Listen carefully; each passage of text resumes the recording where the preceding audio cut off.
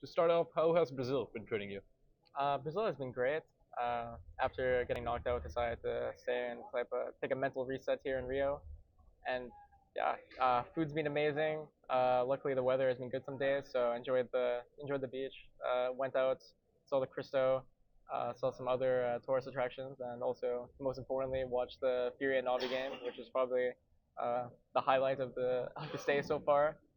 Was a brilliant match, and yeah, I'm really liking it here in Brazil. You've been in so many CS:GO tournaments, CS:GO events, majors.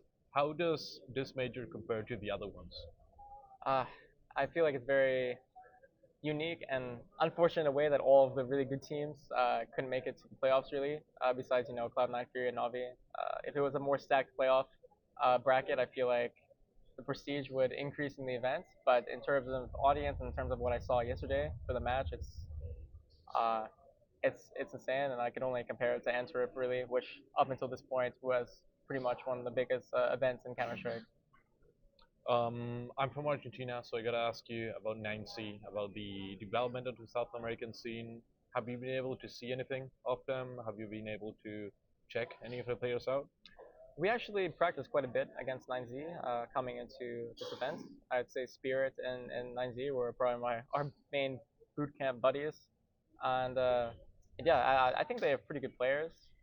Um, this NQZ player and DGT, Yeah, I feel like they're very good, and it's also I think they have a pretty young IGL. I think Max I think is it's it's 22. Max IGL. Yeah. Yeah, he's young, and it feels like when you have a core like that, the team has a lot of time to build and become something better.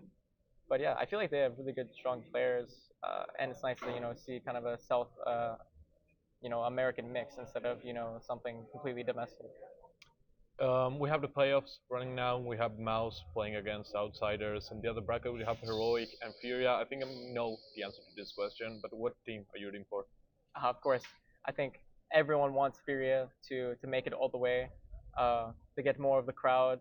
I think the storyline of Furia not really being able to win anything up until this point would be an immaculate storyline and massive for the scene. I can't think of anything bigger besides when SK won back-to-back majors.